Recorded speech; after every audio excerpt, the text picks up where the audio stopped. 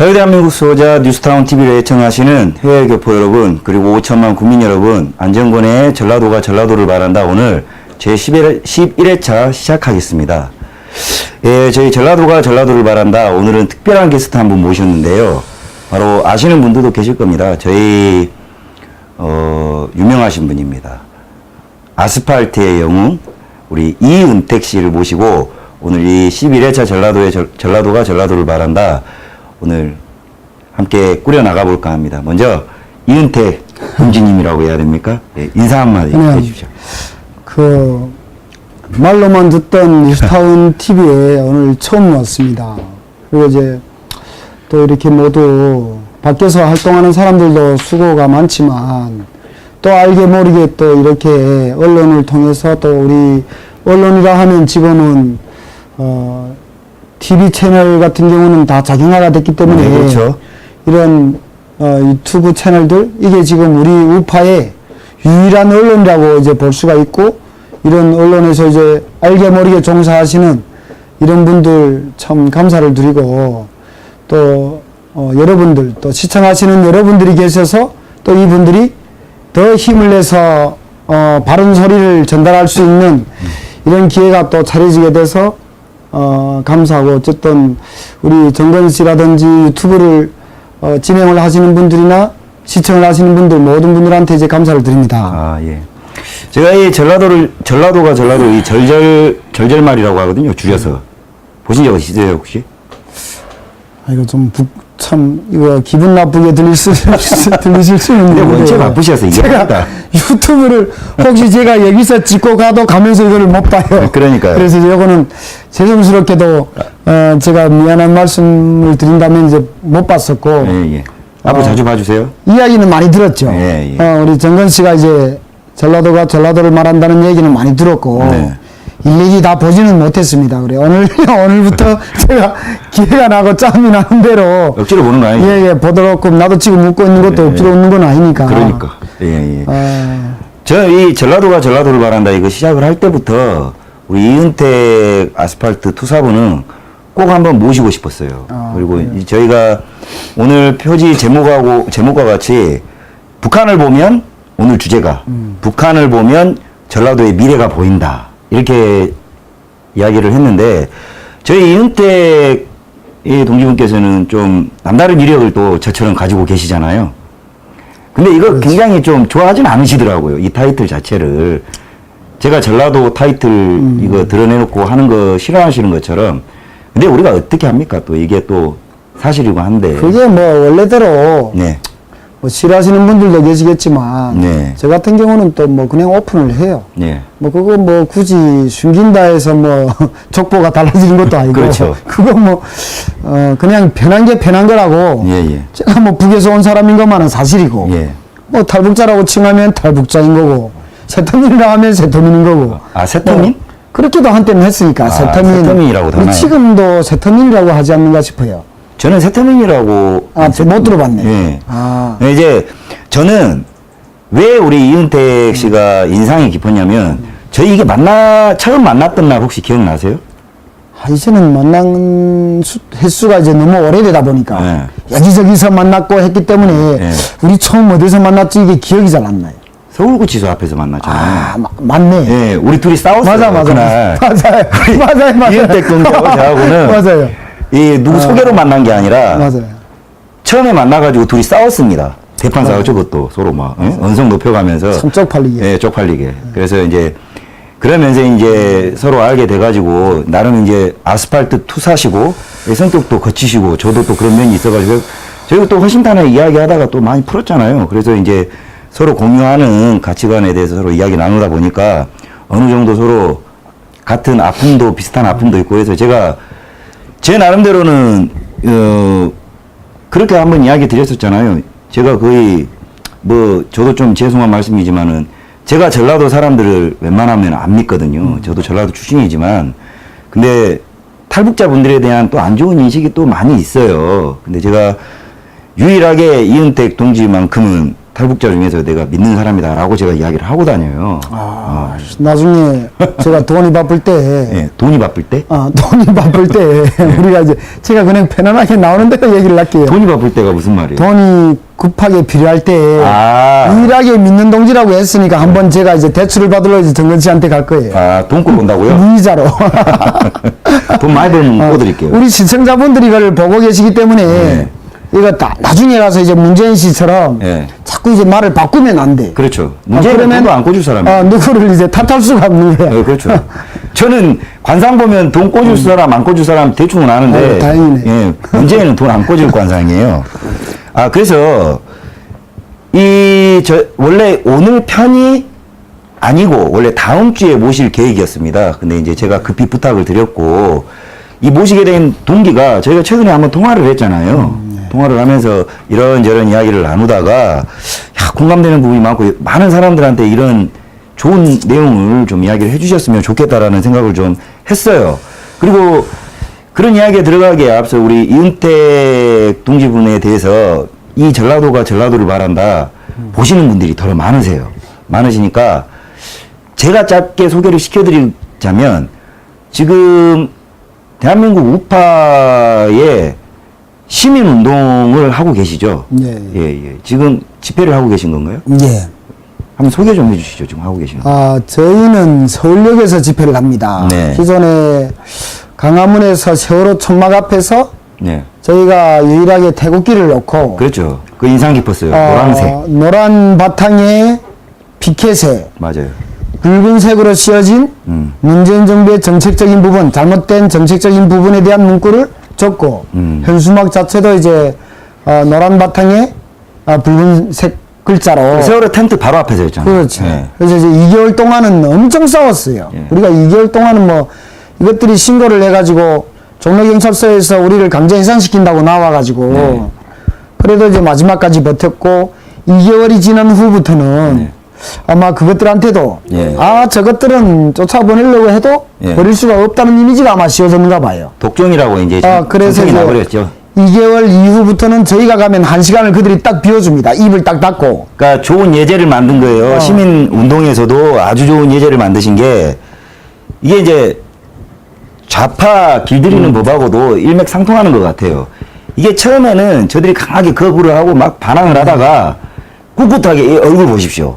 한 싸움 또 한 싸움 생겼잖아요. 그러니까는 그냥 꿋꿋하게 그 자리에 가가지고 매주 똑같은 시간에서 거기서 하니까 얘들이 그냥 자리를 비켜줘 버리더라고요. 저도 그거 봤거든요, 나중에. 그러니까 이제 이 양아치라는 말을 제가 좀 쓴다면 네네네. 양아치들은 늘 힘없는 사람을 괴롭히잖아요. 대한민국 좌파가 양아치잖아요.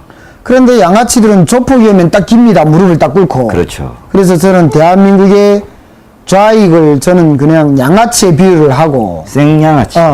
그래서 저런 양아치들한테는 네. 조폭 형님의 스타일이 딱 먹히겠다. 그런 생각이 들어요. 스스로 조폭이 돼버리셨네. 꼭 돼야지. 우리가 이념 밝히지 조폭이 않으면. 되셨네. 그렇죠. 이념 조폭이. 양아치들은 조폭 앞에서 바로 무릎을 꿇어요. 원래 그렇습니다. 근데 이제 지금 그 양아치들이 노는 형태가 예. 너무나도 더러워가지고 대기업들이 그냥 돈을 던져주고 자리 좀 물러주고 한 발짝 뒤로 놔주고 하다 보니까 이제 양아치들이 이제는 아주 그 경제적으로 튼튼한 바탕을 가진 양아치들로 성장을 한 거지 그 이제는. 민주노총 양아치 새끼들 말하는 거 아니에요? 민주노총뿐 아니고 우리가 얘기를 하자면 수없는 노점상 노조들까지 좀 전에도 한마디로 삥 뜯고 다니는 거죠, 양아치 새끼들이. 예. 그래서 지금 그 말씀하시는 그 집회는 그 시위라고 해야 될까요? 아니면은 뭐 운동이라고 해야 될까요? 뭐 운동은 종료를 했죠. 편하게 집회라고 해도 되고 뭐 데모라고 해도 되고 우리가 그냥 듣는 분들이 편하게 이해를 하시면 돼요. 네. 그래서 저희가 그 강화문에서 하다가 기자회견이라는 거는 한계가 있어요. 맞아요. 1시간 이상을 똑같은 자세로 피켓을 들고 서 있으면 그 여름 땡볕에 여름부터 사람이 그냥 있었죠. 쓰러집니다. 예. 그래서 우리가 준비를 좀 거쳐가지고 집회를 하자. 또 기자회견은 구호를 못 불러요. 네, 그렇죠. 금지되어 있죠. 구호를 못 부르기 때문에 또 이제 모든 게 한계가 딱 돼 있고. 그래서 집회 준비를 이제 제가 또 아시는 분들이라든지 또 여러분들이 도와주셔가지고 음량, 무대 차량을 다 구매를 했어요. 아예. 렌탈 아니고 구매해버리셨네. 구매. 왜냐면 렌탈을 하면 매주마다 우리 어르신들한테서 나오는 푼돈을 가지고 그 돈으로 렌탈을 하면 돈을 버리는 거예요. 그렇죠. 그래서 그래서 전략적으로 필요해요. 예. 이 돈이 모아질 때까지는 우리가 뭐 조건이 안 되면 안 하면 되는 거니까. 그래서 그 피 같은 돈들을 모아가지고 아예 장비를 다 구입을 했어요. 그래서 이제는 주말마다 모금을 안 받아도 우리가 집회를 다른 어떤 이런 이유나 조건이 없이 한마디로 진행을 할 수가 있지. 여타의 방식하고 이제 벗어나서 궤를 달리해서 집회 자생력을 좀 예. 만들었네요. 자구안을. 그렇죠. 예. 그래서 지금 뭐 서울역에서 서울역에서 합니다. 예. 그래서 매번 이 지금 문재인 정부의 잘못된 정책과 예. 이 지금 대한민국 좌익이라든가 아까 말씀하시는 그 양아치 새끼들을 타도하자라는 이 집회를 그래서 하고 저희 있습니다. 타겟은 우리 정건 씨도 다 아시겠지만 3월 10일까지 정말 누구나 태극기를 들고 외칠 만큼 외쳤어요. 그럼요. 물론 우리는 패배를 했고 예. 패배를 하고 짓밟힌 것이 쪽팔리는 것은 아니라고 생각을 해요. 아, 좋은 말씀이세요. 패배를 하고 짓밟힌 것을 인정을 해야만이 앞으로 이길 수 있는 방법과 그 방도가 나올 수가 있다는 거죠. 그럼요.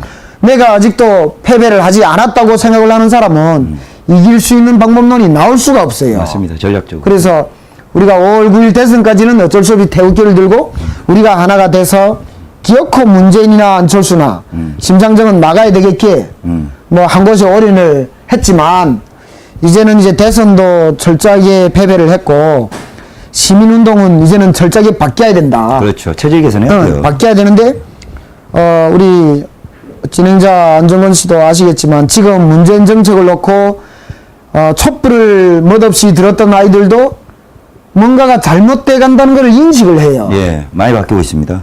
그러면 이 사람들을 우리가 버려야 되냐? 우리가 대선 때 28%는 정권을 못 창출한다는 건 답이 나왔잖아요. 네네네. 그러면 이 문재인 정권을 지금 잘못돼가는 이 문재인 정권의 정책에 대해서 네. 또 그 인사들에 대해서 잘못됐다고 생각하는 단 1%의 또 자유민주주의 체제를 지키려고 하는 단 1%의 공감대만 있다면 우리는 누구하고도 할 수가 있어야 된다. 네. 그래서 이제 지나가는 행인들이 보거나 삼자가 봤을 때 저거는 우파야, 저거는 박바야 이런 프레임을 우리가 쓰면 안 되겠다. 우리는 일반 국민의 모습으로 가야 되겠다.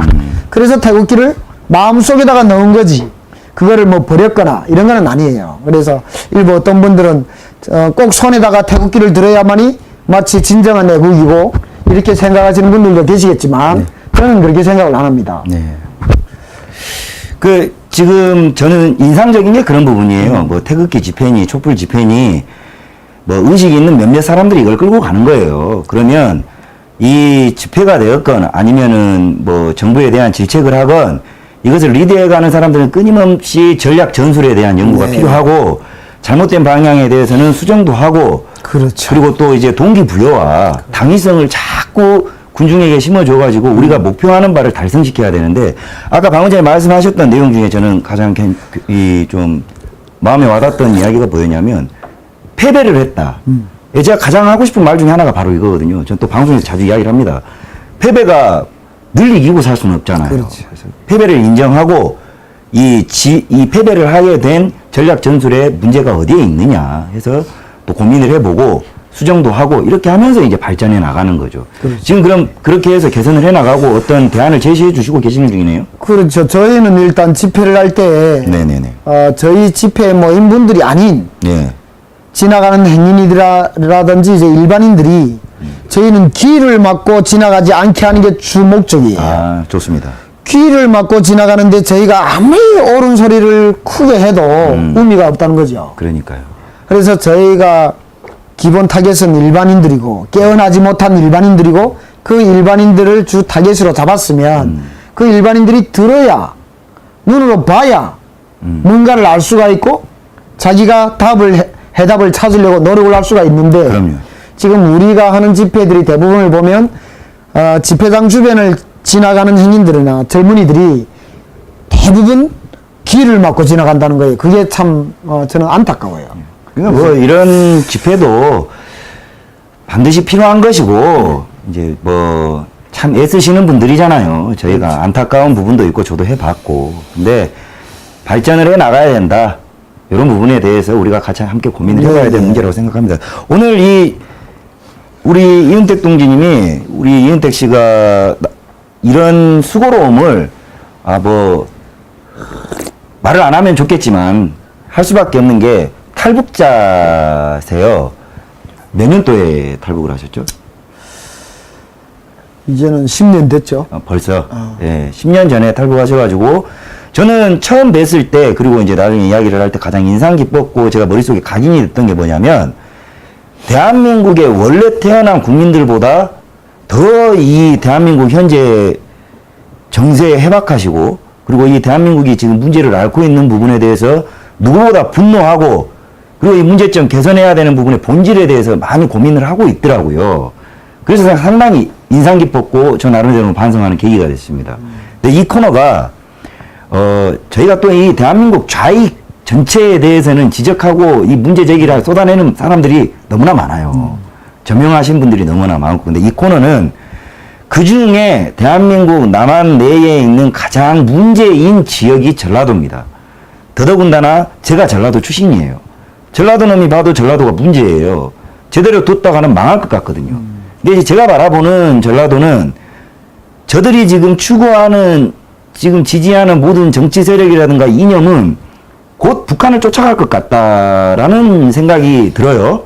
그래서 제 개인적으로는 이게 제 기운인가 아니면 우리 직접 그 이북에서 살아본 경험이 있는 이인택 씨께서 이런 북한의 실제 상황과 그리고 양쪽을 겪어보면서 어떤 차이가 있는지를 우리 전라도 도민들에게 좀 가르쳐주고 싶어가지고 제가 좀 모셨습니다. 먼저 첫 번째로 그건 좀 제가 신뢰되는 질문인 것 같아요. 어떻게 어떤 루트로 어떻게 여기를 알 사람들은 다 알 테니까. 그 필요 없거든요. 그거는 뭐 저희는 그런 거 추구하지 않습니다. 그냥 저는 평양에서 비행기를 타고 온 사람이니까 그냥 그런 정도로만 알고 뭐 알게 뭐예요. 뭐 온 방법이 중요합니까? 어차피 뭐 국정원에서 다 알고 있으니까. 네, 그러니까요. 굳이 여기서 공개를 할 필요는 필요 없어요. 그 시간 없고요. 그거는 일단 오셨으니까 제가 알고 싶은 거는 우리 이 프로를 애청하시는 분과 그리고 앞으로 보게 될 전향 탈라도 분들 그리고 골수 종북주의자를 찬양하는 전라도 도민분들에게 여러분들께서 그렇게 오매불망 평화로운 세계인 것처럼 생각하는 북한과 그리고 이 대한민국 미제의 식민지라고 착각하고 있는 이 대한민국이 정말 우리 거짓말 가슴에 손을 얹고 하지 맙시다. 제 눈치 볼 필요도 없고 누구 눈치 볼 필요도 없고 실제로 한번 비교를 좀 해줘보세요. 어떤 차이점이 있고 무엇에 큰 차이가 있는지를. 네. 제가 북한에서 한국에 딱 들어왔을 때 네. 국정원에 들어와 가지고 우리가 이제 조사를 이제 7일 정도를 네. 이렇게 자그마한 공간에서 집중 조사를 받는 날이 있어요. 취조받듯이 받는 겁니까? 취조라기보다 이제 이런 오게 된 경위라든지 이런 부분들에 대해서 예. 7일 동안을 이제 그 자그마한 공간에서 빠지지를 못해요. 식사도 다 날라서 먹고. 예. 그러면서 제가 이제 창문 커튼을 뭐 7일 동안에 뭐 한 방에 있으니까. 아예 거기에서만. 그렇지. 예. 그래서 이제 되게 좀 답답해가지고 그 창문 커튼을 탁 올렸는데 바로 이제 도로가 보이더라고. 밤중에 거기 도로에는 국정원 내에 있는 곳이죠. 국정원이 아니고 이제 합동조사 이런 본부 같은 데 따로 또 있어요. 모처에 있네요. 예. 커튼을 딱 올렸는데 예. 밤에 도로가 훤하게 보이더라고. 예. 그게 지나다니는 차량들, 네. 아예 줄 져서 지나다니는 차량들의 조명등이 라이트가. 그 라이트가 이제 거리를 환하게 비치는 거라요. 우리 지금 여기 길거리에 있는 자동차 라이트. 그렇지. 예. 그러면 북한에서는 늘 해가 떨어지면 그냥 깜깜한 곳에서 살다가 해만 떨어지면 북한은 전 지역이 시커멓잖아요. 위성으로 저번에 언젠가 한번 나왔더라고요. 네, 우리는 그러니까 이게 이 부분 중요합니다. 이게 대한민국 내 특히 전라도 지역 분들 중에 남한에 있는 정권이 북한이 실제로는 엄청 잘 살고 우리만큼 살고 우리보다 더 잘 사는데 북한을 마치 이념 적대국이라고 하면서 일부러 못 사는 것을 방송한다 이렇게 생각하는 인간들 제가 있거든요. 중간에 말을 하나 삽입을 한다면 예. 이 유튜브 채널에 지금 전라도 분이 단 10명만 보신다면 예. 나는 대성공이라고 생각을 해요. 아, 그럼요. 전 맨날 그래요. 여기에 지금 전라도 지역 분이 단 10분만 계신다면 네, 임종석이도 볼 겁니다. 그 여러분들이 아셔야 될 게요. 정치꾼들은 사기꾼들이잖아요. 저는 대놓고 이런 말을 드리고 싶어요. 왜? 개새끼라고 해도 됩니다. 정치꾼들은 사기꾼들이에요. 그냥 예. 서민을 위하지 않으면서 서민의 표를 먹고 가기 위해서 서민의 등을 짜내기 위해서 서민을 위하는 것처럼 예. 또 전라도 주민들을 사랑하지 않으면서 네. 전라도 주민을 사랑하는 것처럼 제가 좀- 주구장창 주장하는 게 그거예요. 아 그래요? 예. 그러면 내가 얘기하면 또 말이 맞춘 것처럼 되고 참 웃긴다. 아, 일단 말하세요. 예. 이제 여러분들이 아셔야 될 거는 제가 정건 씨하고 좀 전에 도착해서 너무 배고파 가지고 여 밖에서 오뎅 뭐죠?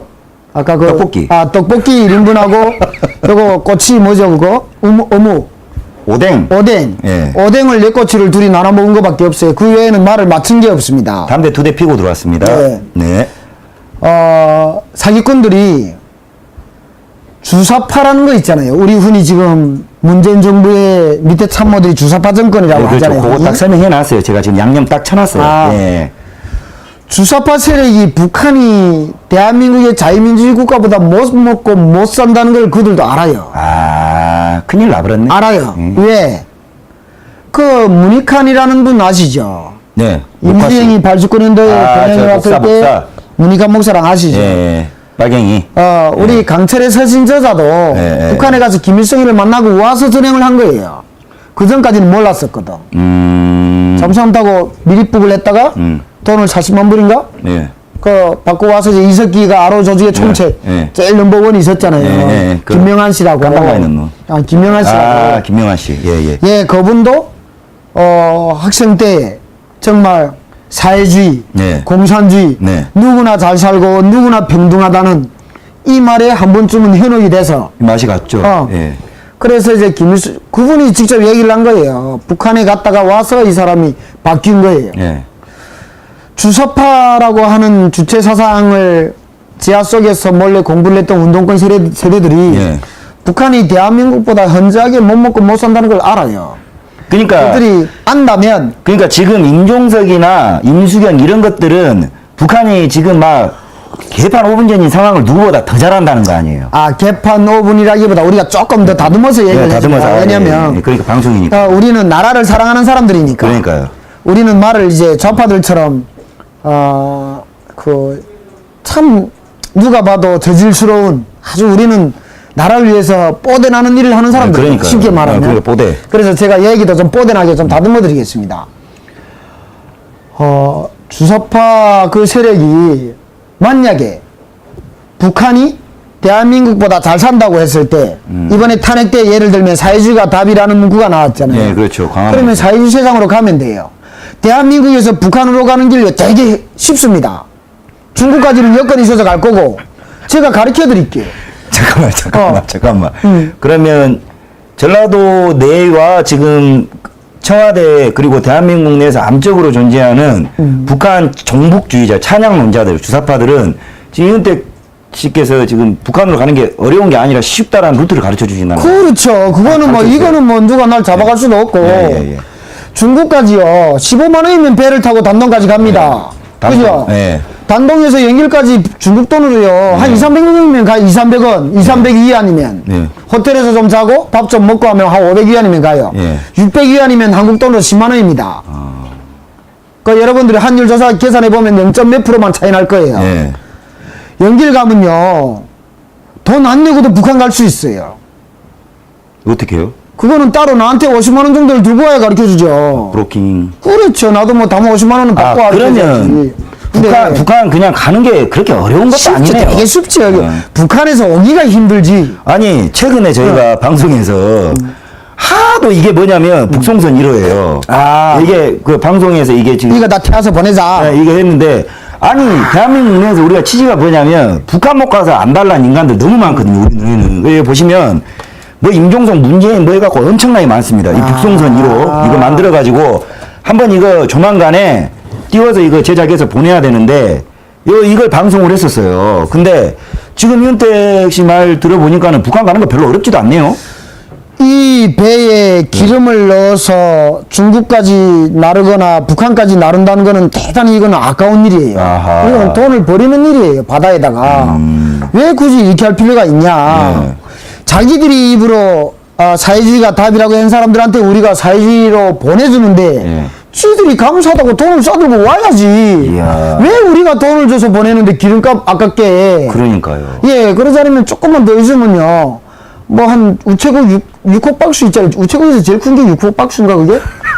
6호 박스 포장해가 뭐 얼마씩 택배로 뭐 중국에 보내가 거기서 제가 필요하다면 연길에 있는 친구들 소개를 시켜드릴게요. 돈 안 받고 그냥 뭐 팔다리 잡아서 두만강 넘겨보내드릴게요. 그거는 사회주의 당신들이 예를 들면 주사파나 이제 우리 그 좌익에 그 숨어 있는 세력들이 굳이 정말 살기 좋은 세상으로 가고 싶은 나라 38선 이북의 미수복지 북한 예. 헌법으로는 미수복지역으로 되어 있거든요. 예. 그 북한으로 가고 싶다 하면요. 네. 그런 세상으로 보내겠다는데 막 50만 원이 아깝습니까? 그러잖아요. 제가 보내드릴게요. 저는 제가 지금 대한민국 내에서 북한 못 가서 안달난, 북한 사랑해서 안달난 인간들 너무 많거든요. 그 중에 이제 지금 청와대 내에 있는 임종석 씨 같은 경우는 제가 자비로라도 차비가 없어서 못 가는 것 같으면 보내주고 싶은데. 아니 뭐 뉴스타운에서 방송하는 사람이 돈이 얼마나 있다고 대통령 비서실장을 돈을 내서 보냅니까? 그러니까 안 가고 대한민국에서 지나라고 있으니까. 비서실장이 돈을 가지고 와가지고 예, 오늘 화를 안 내려고 그랬는데. 우리 정건 씨 내가 돈을 가지고 내가 한 달에 뭐 1,000만 원, 2,000만 원씩 월급을 받는데 그러니까요. 한 500만 원 줄 테니까 날 좀 가르쳐 주소 하면 와 50만 원만 가지고 내가 가르쳐 준다니까요. 아니 돈 50이면 북한을 간다는 거 아니에요. 편하게 제가 보내드릴 수가 가르쳐 줄 수가 있다니까요. 불편한 것도 아니고 편하게. 아니 편하게. 그러면은 돈 50만 원 우리가 모금이라도 합시다. 이 사람들 제발 여기에서 북한 찬양하지 말고. 예? 모금을 해서는 이런데 힘들게 아스팔트 운동하는 이런 동지들한테 주고 그것들한테는 모금을 해서 줄 필요가 없어요 전혀. 그래서 우리 기본 본론에 들어가서 네, 그러니까 그래서 어떻습니까? 북한과 이쪽 지역은. 제가 제일 놀란 게 예. 자다가 불을 켜도 전기가 오고 그게 놀라운 자다가 건가요? 화장실에 갔다 와서 수도를 틀면 수돗물이 나오고 저는 여기서 대단히 충격을 받았어요. 제가 하마터면 그것 때문에 내진탕을 뻔했었어요. 아 진짜 뻥 아니고. 뻥이 아니고.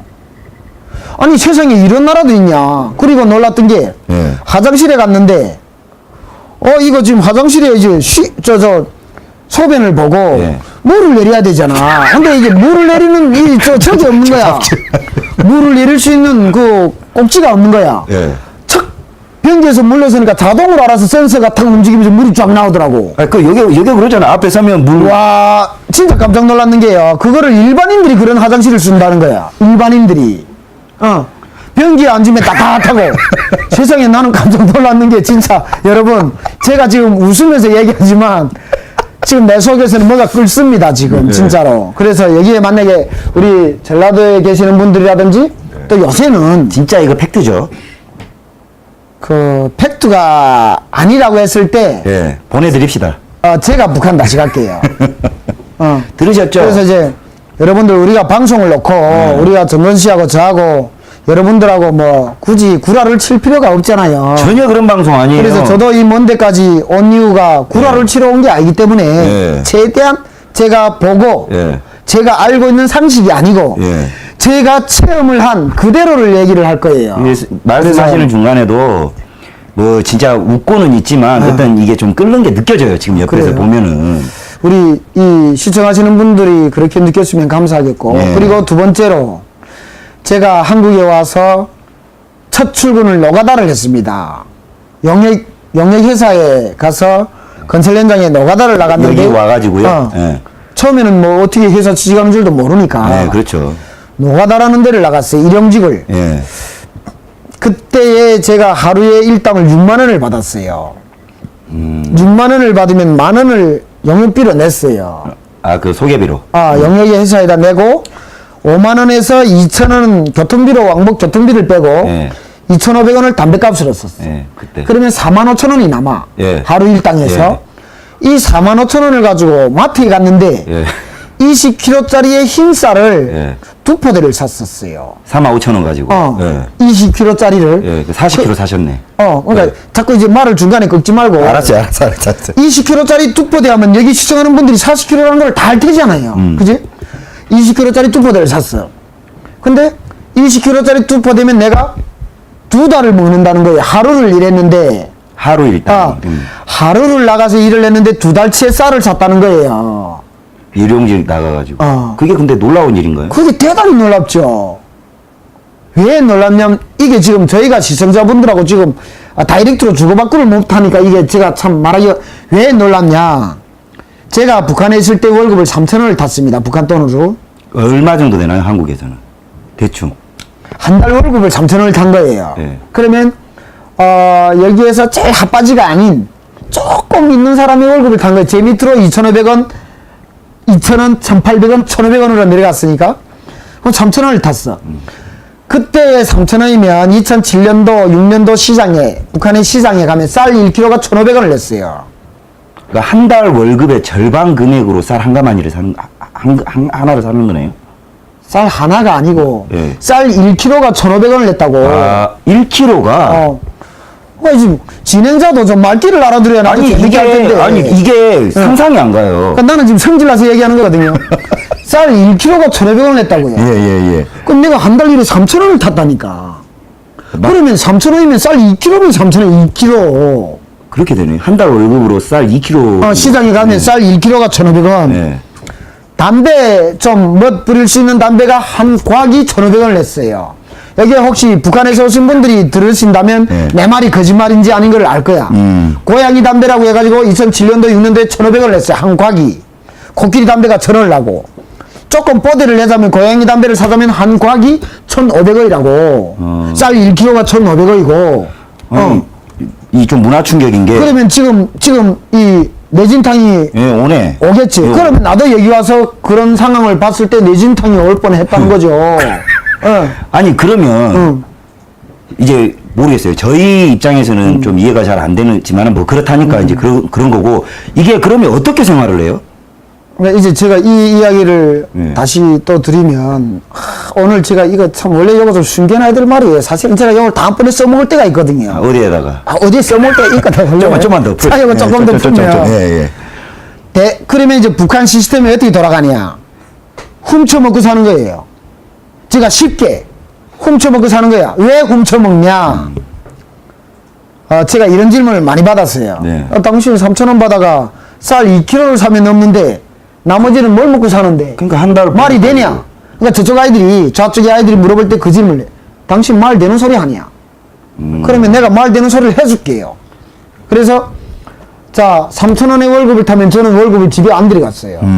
그냥 몇 사람이 모여서 내가 탄 월급, 네가 탄 월급 다 내놔. 그걸로 공동으로 소주 몇 병 사고 두부 몇 모를 사서 그냥 마시고 들어가는 거야. 그 한 달치는 없어. 하루 만에. 하루가 아니고 한 끼 만에 없는 거지 그냥. 하루가 아니고. 뭐 먹고 살아요, 그러면? 그냥 그 한 끼도 아니고 그냥 술 한 잔에 다 없는 거야 한 달치가. 그러면 자 이제부터는 뭘 먹고 사냐. 훔쳐 먹고 사는 거예요. 여러분들이 제가 훔쳐 먹고 살았다 하면 저놈이 도둑질을 되게 잘하겠구나 이렇게 생각할 수가 있겠죠. 저 도둑질 못해요. 훔쳐 먹고 사는데 북한에는 내 것이 없잖아. 다 나라 거잖아. 그렇죠. 김정은 거죠. 북한은 다 그러니까 나라 거라는 국가 거예요. 북한은 다 국가자 김정일이 됐기 때문에 김정일 거고. 그러니까 쉽게 말하면 다 나라 거예요. 우리가 죽은 사람 김정일이 나도 별로 안 좋아하지만 죽은 사람이니까. 자 죽은 사람 빼고 다 나라 겁니다. 국가 겁니다. 국가의 주인이 누굽니까? 국가를 거느리는 게 김일성, 김정일이, 김정은이잖아요. 네, 오늘날에는. 그러니까 야네 거라는 소리죠. 나라 건데 어떻게 도둑질을 먹어야 되냐. 호미를 만드는 공장이 있어. 호미 아시죠? 호미. 우리 농장일 밭일 하시는 분들 호미를 알잖아요. 네. 김도 메고 콩씨앗도 파는 호미. 예를 들은 거예요. 호미를 만드는 공장에서 일하시는 분은 저녁에 올 때 호미를 몇 개를 훔쳐온다고. 자, 쉽게 말하면 여기 이제 도시에서 사는 사람들이에요. 호미도 만들고 뭐 신발도 만드는 공장이 있을 테고 그러면 올 때 신발 깔창이라도 훔쳐올 거고 예. 각자가 자기 걸 훔쳐온다고. 그 공장에 있는 거를 그냥. 쌀 정리하는 공장에서는 쌀을 훔쳐올 거고 벼를 훔쳐올 테고 자, 그러면 이제는 농촌으로 갑니다. 그러면 농촌에서는 뭘 훔칠 게 있는데, 가을에 가면 벼가 있잖아요. 논두렁에 가서 그 서 있는 벼를 손으로 훑는 거라요. 이해가 되시죠? 제가 이거를 일일이 말을 하자면 이게 대단히 복잡해지기 때문에. 네, 대충 어느 개념인지. 요 정도면 이해가 되시죠? 네. 시청자분들도 이해가 되시죠? 네, 이 정도 네, 뭐 어떻게 훔쳐 먹는다는 거는 이제 틀이 잡히시죠? 자, 이렇게 훔치는 거예요. 그러면 이거를 어떻게 해야 되냐? 벼를 훔친 사람은 호미가 필요해. 농사를 짓자면 벼를 들고 시장에 오는 거야. 장마당. 호미를 훔친 사람은 또 호미를 들고 쌀이 필요한 거야. 문물교환. 그러면 호미를 팔고 그 돈으로 벼를 쌀을 살 거고, 예. 쌀을 판 사람은 호미를 살 거고, 신발을 살 거고, 팬티를 살 거고. 그러니까 이런 식으로 유통이 됐다는 거예요. 이 시장이 언제부터 이렇게 생겨났냐? 김일성이가 죽고 그 이후부터 북한의 고난행군이라는 게 아시지? 다 이 그렇죠, 그렇죠. 대한민국 사람들 고난행군이란 말을 많이 들었을 거예요. 많이 들었어요. 다 그 대충 고난행군이라는 게 왜 고난행군이라고 달았는지, 그 고난행군이라는 게 어떻게 시작이 됐는지, 아직도 끝났는지 안 끝났는지 이런 거는 모르실 테지만 고난행군이란 말은 많이 들었을 테고, 자, 그 고난행군이 시작이 됩니다. 고난행군이 시작이 되면서 북한의 모든 체제가 무너지기 시작을 해요. 원래 사회적 정치, 경제, 문화, 사법 다 무너지기 시작을 해요. 왜? 사람한테서 제일 우리 배고픈 거하고는 타협을 못 한다잖아요. 일주일만 굶어보십시오. 일주일만. 예. 자기 옆에서 자식이 일주일 굶는 거를 부모를 본다고 생각했을 때 지금 안정권 씨가 너무 기가 막혀 웃는데 저는 지금 어이가 없어요. 어이가 듣고 있으면서 그래, 어이가 없어요. 없는 거겠죠 지금. 근데 여러분 들어보십시오. 부모 옆에서 핏덩어리 자식이 일주일을 굶는다고 생각했을 때 부모가 어떻겠냐고. 그런 거는 뭡니까, 그러면? 그때 이제 남한 내에서 이 고난행군에 대해서는 저희가 아는 정보들이 좀 있는데, 이 북한 관련해가지고 이 정보는 사실 확인이 잘 안 되잖아요. 당사자들이 겪어보지 않았으니까. 우리가 이제 듣기로는 고난행군 과정에서 실제로 뭐 애들이, 기하자들이 많이 나왔다. 뭐 한 집 걸려서 한 집 애들이 많이 죽었다. 실제로 그렇게 처참했었습니까? 그 그렇죠. 기간이? 뭐 남자들, 여기 남자분들이 많이 계시는구나. 우리 정건 씨도 조심해야 되는 게, 굶거나 추우면 제일 먼저 넘어지는 게 남자예요. 신기한 게 여자들이 남자들보다 더 늦게 넘어집니다. 남자가 먼저 죽어요. 그래서 남자분들이, 대한민국의 남자분들이 정말 가족을 위해서 열심히 살면서도 집에 들어가서 그릇 가셔야 되고, 뭐 와이프 루이비통 사람은 또 막 카드 깡내가 사고 이러면 아주머니들이라든지, 여기에 만약에 애기 엄마들이라든지 뭐 일부 좀 엄마들이 보신다면 남편님들 너무 굽지 마십시오. 나중에 먼저 쓰러지는 게 남자예요. 원래 진짜로. 남자가 수명이 더 짧아요. 예, 네. 제가 이거 진짜 진심으로 말씀드리는 거고, 내가 남자라 해서 이 말을 드리는 게 아니에요. 저희 와이프는 저를 안 굽습니다. 그거 알기 때문에. 그래서 이제 쉽게 말하면 그런 부분에서 제가 충격을 너무 많이 받았어요. 남한에 오셔가지고. 우리가 더 이상을 빼고 일반인이 비행기를 타고 외국을 나간다는 것은 더한 충격이고, 자다가 수도를 켰을 때 수돗물이 나오고, 자다가 전기를 켰을 때 전기가 켜지고, 노가다를 나갔는데 하루를 일해서 2달치의 흰 쌀을 싼다고 했을 때 너무나도 충격을 받았다. 그러면 어떻게 했는가 하는 건 이제 여러분들의 몫이에요. 판단은 제가 일일이 어떻게 못해서. 그러니까 여기에 이 방송 시청하시는 분들도 현장에, 그러니까 그 지역에서 살다가 오신 분이 진솔하게 이런 이야기가 지금 탈북자들이 하는 방송이 대단히 많잖아요. 근데 이런 이야기는 너무 오바스럽고 해서 이질감이 좀 있는데, 우리 이은택 씨 같은 경우는 이제 너무 진솔하게 이야기를 해주니까 이 정도만 이야기를 해도, 제가 듣기로는 저희 부모 세대들이나 겪었던 그런 상황을 비슷한 또래 사람이 그 전에 겪었다고 하니까, 아직도 그렇습니까? 아직도 문제는? 근데 대한민국이 이제 부모 세대라고 하는데, 그때 부모 세대들 버리고기에 물론 있었고, 밀가루 한 줌 가지고 풀 섞어서 먹은 부모 세대들도 있을 거예요. 네, 그렇죠. 그런데 그때도 대한민국은 열심히 일하면 먹고 살 수가 있었다는 거지. 잘 먹고 잘 살았냐가 문제지, 열심히 일하면 먹고 살 수는 있었다는 거예요. 그잖아요. 제가 내가 그 시대에는 살지는 않았지만, 대한민국의 시스템이 그렇게 되어 있었다고 저는 알고 있어요. 그런데 공산사회주의는 열심히 일해도 나라에서 농 갈라준다. 여러분 한번 생각을 해보시라고. 내가 정건 씨하고 둘이 같은 현장에 나와가지고 내가 더 열심히 일을 했는데 내가 정건 씨하고 농가라 먹는다? 짜증나서 누가 열심히 일을 합니까? 이런 이야기를 잘 들으셔야 아니 돼요. 상식적으로요. 얘가 상식적으로 그런 거는 있을 수가 없는 거예요. 그런 세상은 얼마 못 가 망한다는 거죠. 그렇죠. 예를 들어서 우리가 지금 논하자는 얘기가 왜 전라도라는 얘기가 여기서 나오냐. 제가 알기로는 아니 신기한 게 문재인이나 김대중 선상이나 뭐 임종석이나 이 라인들이 나오면 전라도 쪽에서 뭐 80% 됐다가 막 90%가 됐다. 이런 거를 내가 뉴스에 많이 봤어요. 현실이 그래요, 현실이. 90%라는 지지율이 나왔다는 거를 많이 봤는데 이거를 한마디로 풀이하자면 자유민주 국가에서는 90%라는 지지율이 있을 수가 없어요. 그러면 이게 어디에 존재하냐? 공산 사회주의 국가에서는 있을 수가 있어요. 근데 일반 공산 사회주의 국가에도 이게 있을 수가 없어요. 예를 들어서 중국 같은 경우, 중국은 이제 모택동이 정리가 되고 시진핑이 올라오면서 이제 경제 개방을 하잖아요.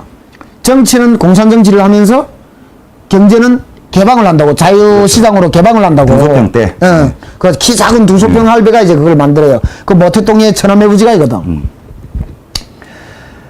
그런데 이제 그게 개방이 되면서 중국도 시진핑이 아마 주민투표를 하면 90%가 안 나올 거예요. 그렇죠.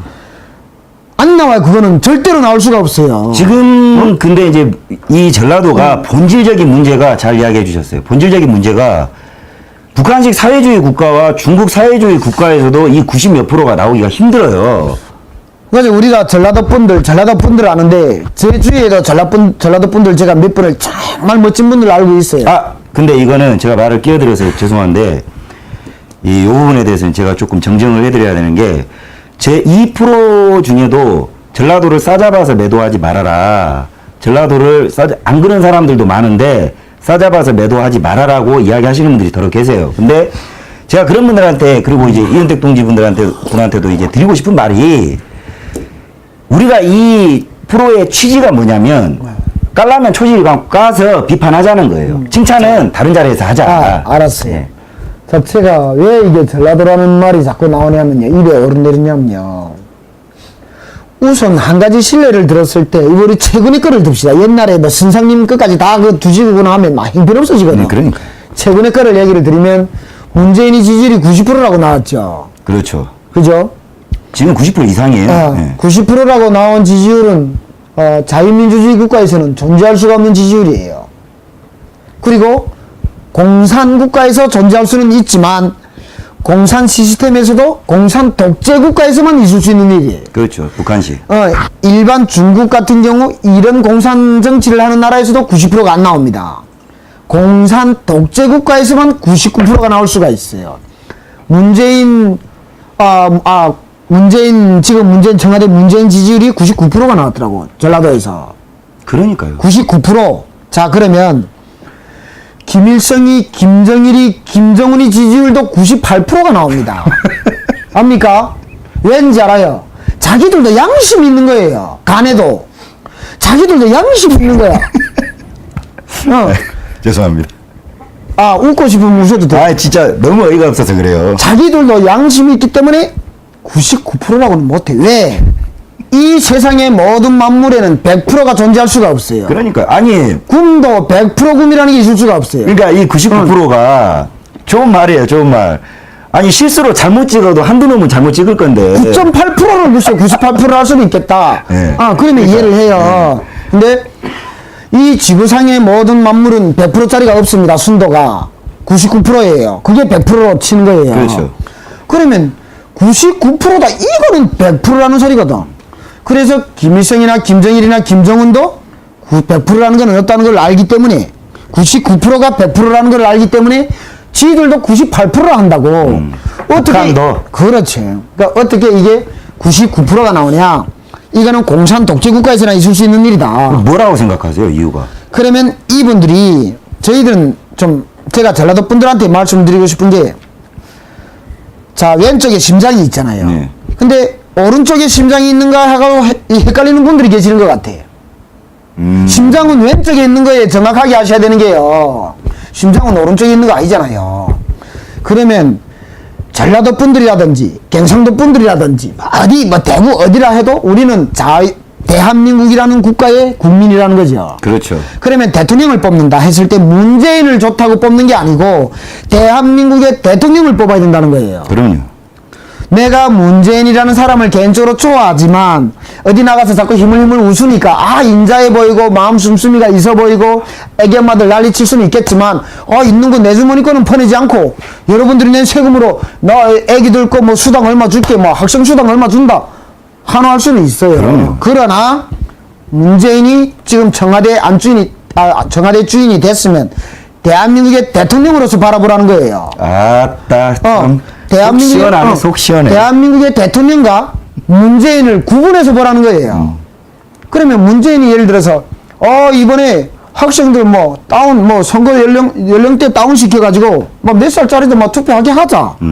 물론 자기들이 장기 집권을 하기 위해서는 그게 꼭 필요할 거지만 대한민국의 미래를 봤을 때는 그거는 잘못됐다는 거죠. 그렇죠.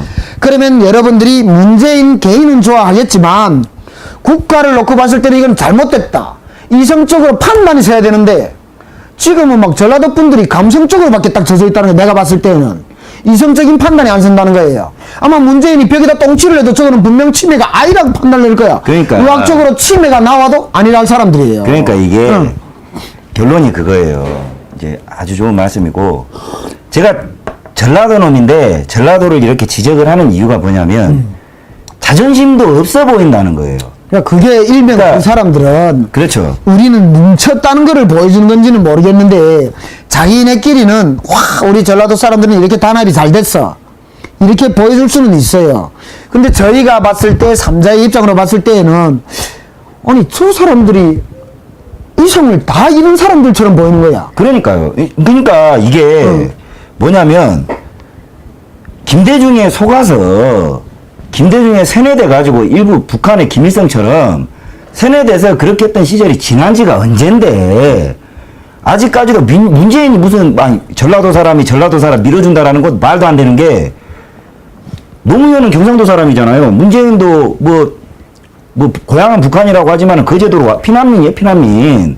아니 거제도 피난민을 그 당위성도 맞지 않잖아요. 그 뭐 아무 별도 없고 속도 없는 인간들처럼 자존심도 없냐 이거예요. 99%가 뭐냐 이거예요. 제발 우리 전라도민 분들이 단 한 분이라도 이거를 보신다면 최소한에 내가 전라도민이기 전에 내가 대한민국의 국민이 돼야 된다는 소리예요. 이 프로그램의 취지가 그거예요. 아, 그래요? 예, 이 프로그램의 취지가. 이거 다시 나오면 안 되겠다. 괜히 이게 둘 그 이야기가 이렇게 너무나도 착착 맞아 들어가면 짠 것처럼 보여요. 각본이 없이 하는데 각본처럼 보일 수가 있지 이게. 그러니까 이게 우리 무각본입니다. 생방송이지만 무대본이잖아요. 전혀 통보받은 거 없잖아요. 제가 왜 이 프로에 우리 굳이 탈북 청년의 타이틀보다는 우리 인득 동기를 모셨냐면 원체 입담도 좋고 파이팅도 좋지만은 저는 비슷한 동질감을 좀 느꼈던 거예요. 왜냐면 이런 부분에 대해서 저만 이야기를 해버리고 말아버리면 저 새끼 무슨 어디에서 튀고 싶어서 하는 이런데 탈북자 입장에서 어떻게 보면 이념을 벗어난 경험을 먼저 해보셨단 말이에요. 그런 분들이 보기에도 북한보다 더한 게 전라도 지금 판이라는 거잖아요. 그 우선 그 예전에 그 김대중 초상화와 김정일의 초상화가 전라도의 강주에 대도로를 활보를 했다는 것 자체가 나는 너무나도 이해가 안 됐고 제가 아스팔트에 나가게 된 동기가 임수경 때문이에요. 임수경이가 국회의원 배지를 달았을 때예요. 그때 저는 머리가 헷갈락 돌았었습니다. 이 나라에서는 이거 마음 놓고 못 살겠구나. 난 그렇게 생각을 했어요. 네. 그리고 임수경이가 때마침 그 외국어대학교 출신이잖아요. 저기 중앙구 쪽에 있는 거. 거기서 이제 뭐 군번도 없는 새끼들 할 때 역시나 아직 못 고쳤네. 변절자 새끼들 이랬죠. 변절자. 하든간 여러 가지 말을 많이 해가지고 그래서 이제 저 여자가 아직도 저런 얘기를 하면서 대한민국 국민의 녹을 먹고 있다는 게 너무나도 납득이 안 됐고 어떻게 저런 여자가 대한민국의 국가의 정치를 논하는 자리에 앉아있을 수가 있냐. 이 나라는 맛이 간 나라다. 나는 그렇게 생각을 했어요. 맛이 갔다. 이는 그렇지 맛이 간 나라지.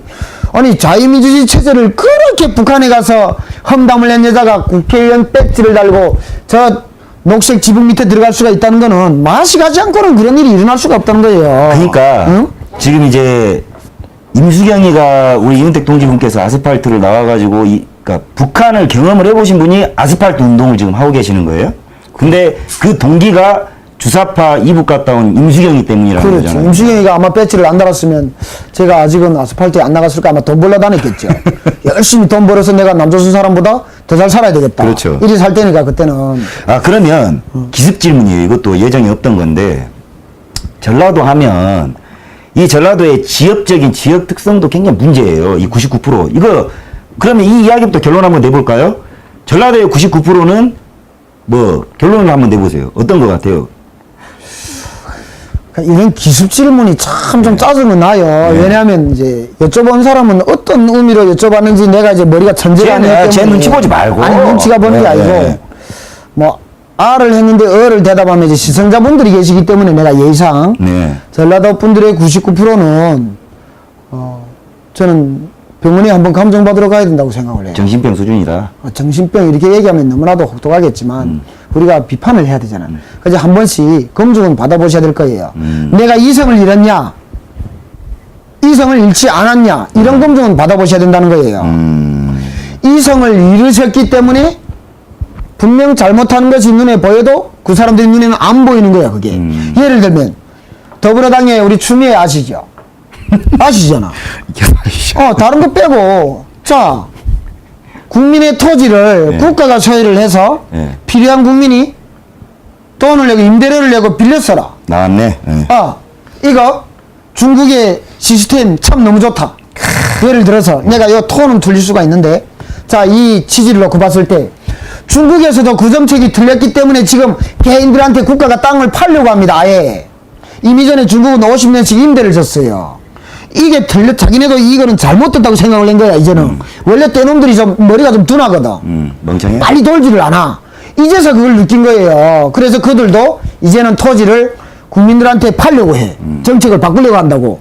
그런데 추미애가 이제 중국의 이제는 수십 년 전에 이제는 울거먹던 정책을 이제는 그들도 이것은 잘못이라고 인정을 한 정책을 대한민국에다가 지금 도입을 시키겠다는 거잖아요. 그렇죠. 여기에 전라도 분들이 추미애 너는 잘못됐어 한마디 말은 없었다는 거예요. 쉽게 예를 들면, 그리고 추미애가 누굽니까? 더불어당 제1여당의 당대표예요. 당대표가 쥐가 막 혼자서 시부립니까? 아니에요. 그거 청와대에서 무슨 언질이 내가 딱 보지는 못해. 요게 물중과 심중, 요게 짜증난 거거든요. 그거 청와대나 임종석이나 이 라인 없이 혼자서 지절러 나가가 그런 말을 시부리지 못합니다. 그거요. 제1여당의 당대표가 그런 말을 아무렇지 않게 뱉는다? 여러분들 그거 우습게 들으시면 안 되는 거예요, 그거. 저는 오늘 바라보는 내내 제가 원래 평소 이 프로그램에서 말을 많이 해요. 혼자 진행도 하고. 근데 10일에 진행을 해오면서 오늘 뭐 저는 그저 흐뭇합니다. 아, 그래요? 네, 아주 다행이네. 흐뭇하고요. 다음에 또 네, 나오라면 네. 제가 너무 멀어가지고 못 나올 것 같아요. 자주 나오셔야 될 것 같고.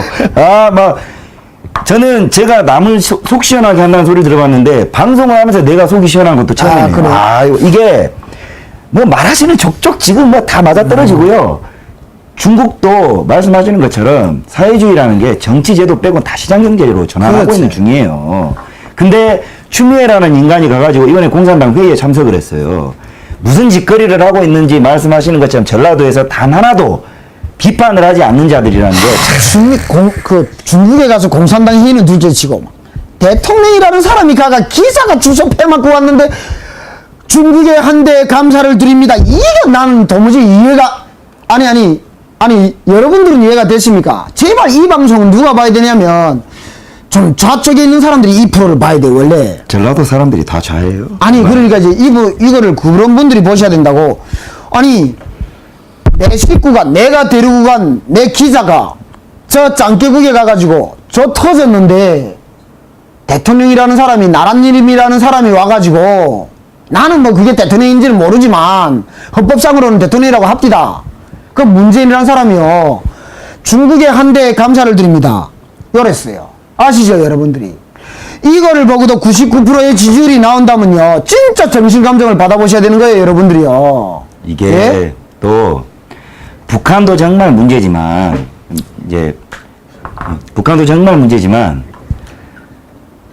이 지금 대한민국의 좌익들이 유독 친중적이에요. 근데 우리가 역사를 보더라도 중국 떼놈 하시는데 그 떼놈의 유래가 몸에 때가 많아서 떼놈이라 그래요. 근데 중국의 이 떼놈들이 우리한테 호의적이었던 적은 단 한 번도 없었어요. 우리 그 한학년 아시죠? 네.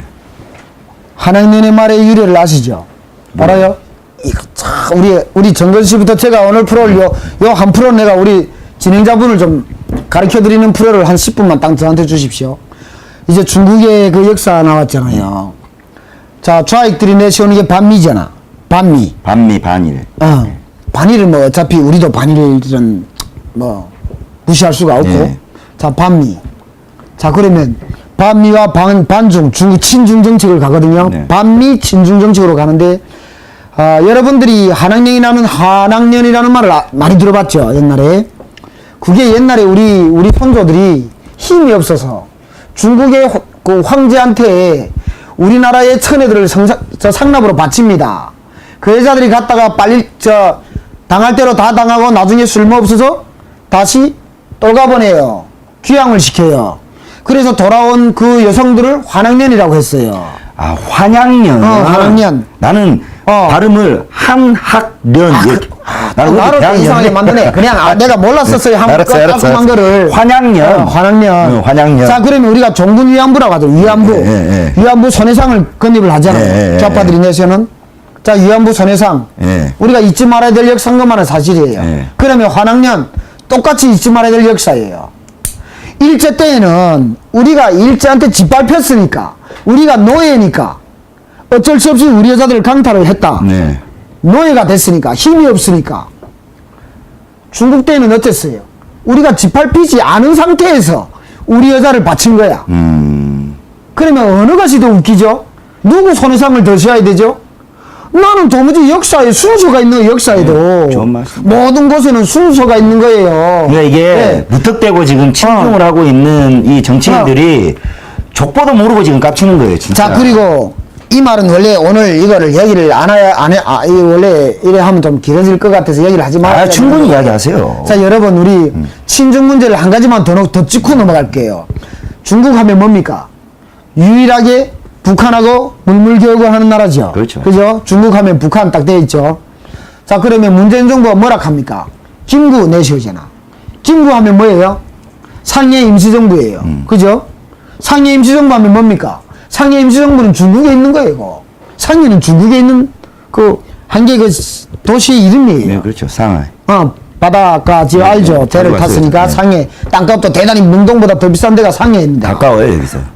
그런데 자, 김구를 엮고 상해 임시정부를 엮고 이번에 중국에 가서도 상해에 있는 임시정부 그 청사를 다 방문하고 왔잖아요.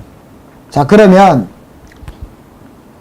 문재인 정부가 지금 하고자 하는 게 참 우리가 정말 눈썰미를 바로 뜨고 지켜두고 우리가 지켜봐야 되는 게 대한민국의 역사를 지금 중국의 속국으로 만들고 있는 거예요.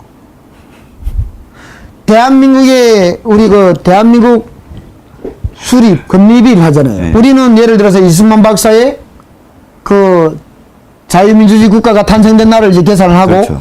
좌파들은 김구의 역사를 지금 교육을 시킨다고. 그렇죠. 김구의 역사, 상해 임정, 상해 임시정부는 중국에 있는 거.